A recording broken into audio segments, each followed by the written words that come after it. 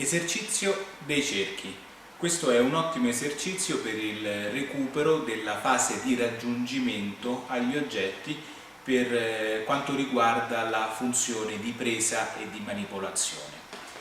Il posizionamento da seduto vede il paziente seduto sulla sedia con di fronte un tavolino sul quale appoggeremo il nostro piano inclinabile per il recupero della presa, sul quale abbiamo applicato un foglio con su disegnati 4 circonferenze all'inizio, poi vedremo le circonferenze andranno ad aumentare. Ecco, per quanto riguarda l'attrezzatura, io ho utilizzato il piano inclinabile per il recupero della presa perché mi offre la possibilità di applicare i fogli in questo piano verticale.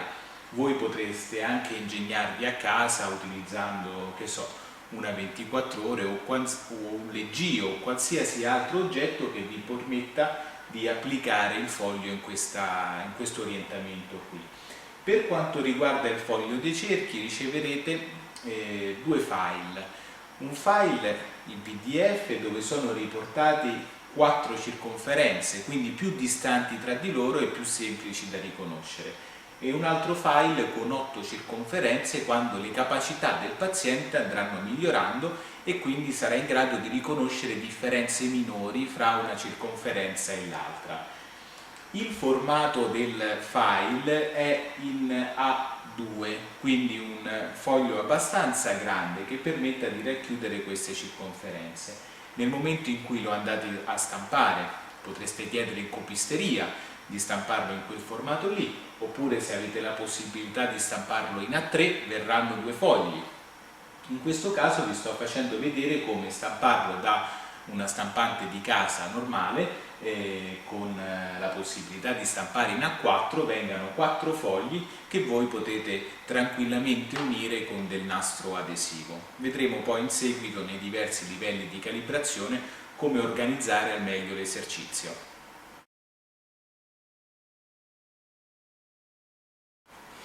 Primo livello di calibrazione, esercizio di riconoscimento dei cerchi.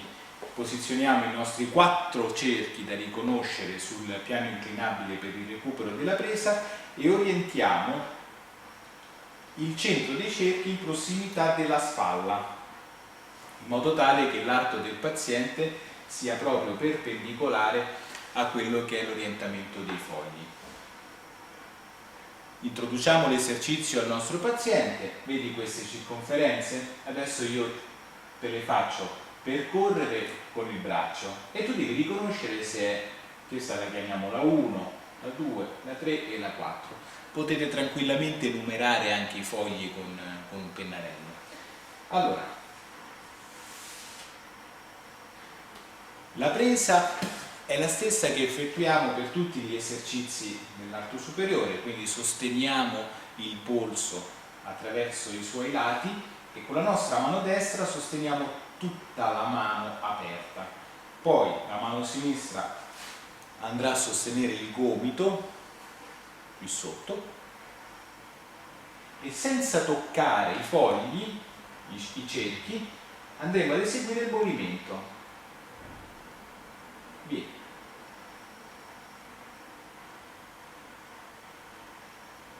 E stop.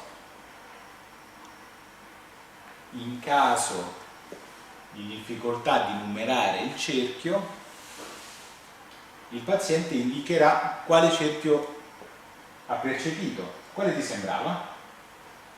Questo qui, bravo, il 4. Molto bene. Allora, ricordatevi una cosa, cercate di eseguire il movimento in modo tale che sia solo la spalla, possibilmente, impegnata nel movimento. Significa che l'arto deve essere abbastanza disteso e il movimento deve avvenire all'interno di questa articolazione.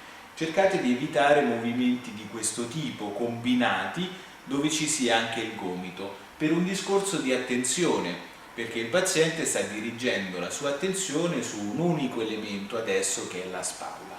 Qualora ci fossero difficoltà, un suggerimento potrebbe essere inizialmente quello di aiutare il nostro familiare a percepire l'effettivo punto dove avviene il movimento attraverso la sua mano sinistra, mettendogliela sulla spalla e in questo modo possiamo andare a fargli sentire che effettivamente il movimento avviene su questa articolazione qui.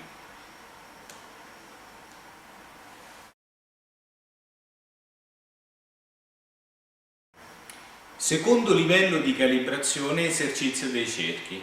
In questo secondo livello aumentiamo le variabili in gioco e quindi inseriamo quel formato di cerchi che contiene 8 circonferenze diverse. Quindi ancora qui avremo una doppia numerazione. Cercate di tener conto della numerazione che va progressivamente dall'1 all'8, dove la differenza fra le circonferenze sarà minore. L'esecuzione dell'esercizio rimane la stessa rispetto al livello precedente.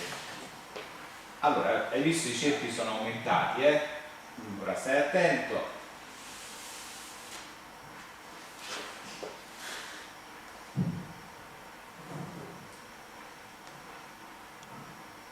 E via.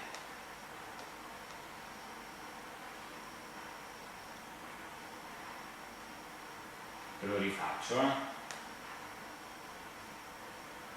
E allora, qual era secondo te? Il 6.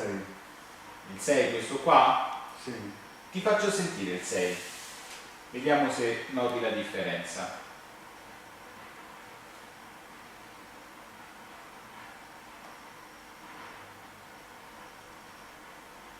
E stop. Ti sembra uguale a prima? Mi sembra più piccolo. Sì. Quindi era il 7. No, addirittura era più piccolo il cerchio che ti ho fatto sentire io, era il 5. Quindi in questo caso con un doppio errore ho interrotto la sequenza dicendogli l'effettivo errore che ha commesso, che si trattava del cerchio 5. E ricordatevi anche un'altra cosa: è preferibile che il movimento avvenga dall'interno verso l'esterno, per un discorso di rispetto delle tensioni muscolari che spesso hanno questo tipo di direzione.